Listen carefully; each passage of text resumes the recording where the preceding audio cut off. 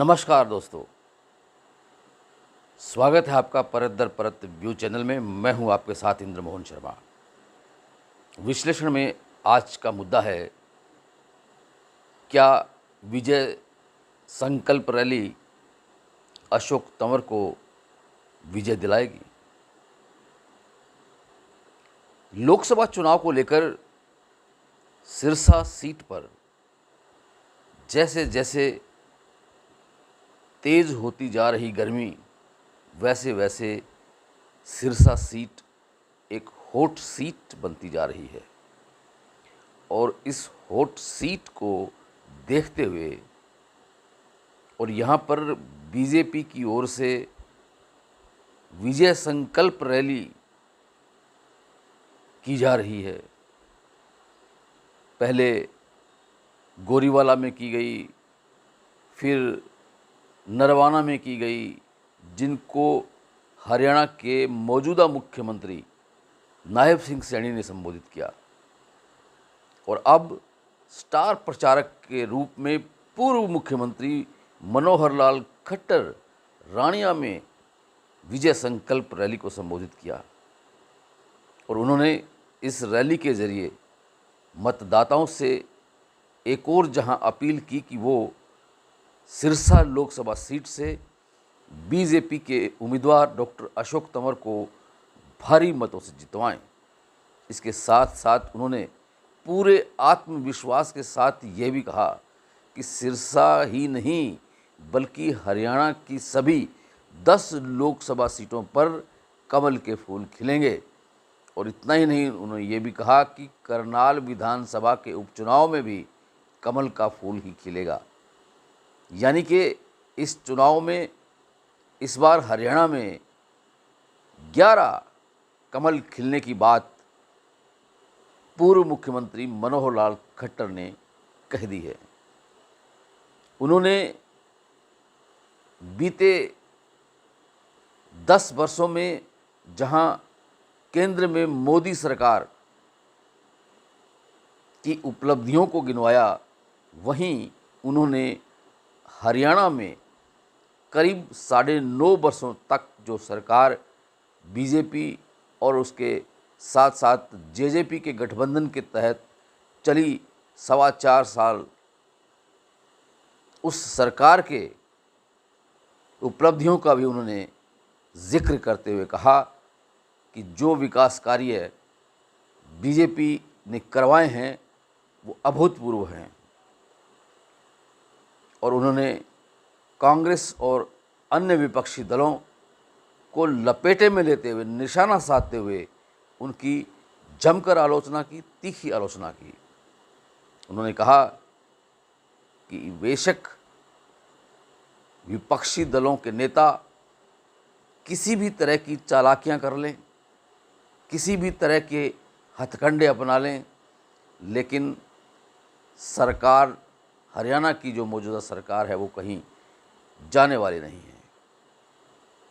एक सवाल के जवाब में उन्होंने ये भी कहा कि जो विपक्षी दल के नेता सरकार को गिराने की बात कह रहे हैं अल्पमत के नाम पर, तो वो याद रख लें कि आंकड़े 30+3 ही नहीं हो सकते, 30 में से 27 हो सकते हैं। जब फ्लोर टेस्ट अगर होगा तो उसमें बीजेपी ही बाजी मार लेगी।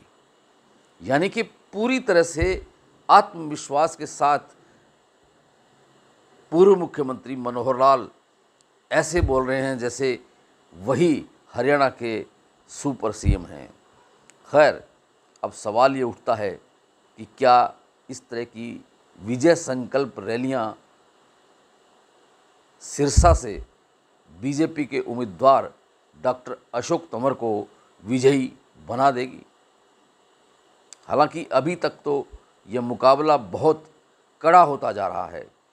सिरसा से कांग्रेस की उम्मीदवार कुमारी शैलजा जब तक चुनाव मैदान में नहीं आई थी, तब तक तंवर की ही तूती बोलती रही इस चुनावी दंगल में, क्यों कि कोई अन्य उम्मीदवार मैदान में ही नहीं आया। लेकिन अब जहां इनेलो के संदीप लोट वाल्मीकि चुनावी दंगल में कूद चुके हैं, वहीं जेजेपी के राजेश खटक भी चुनाव मैदान में हैं और बसपा के लिलूराम आसाखेड़ा भी चुनाव मैदान में हैं। इसके अलावा कुछ निर्दलीय भी चुनाव मैदान में अपनी किस्मत आजमा रहे हैं। लेकिन मुख्य मुकाबला जो है वो कांग्रेस और बीजेपी के बीच में ही होगा और इस मुकाबले में कौन किसको मात देगा, कौन किसको पराजित करेगा, यह तो खैर आने वाला दिन ही बताएगा।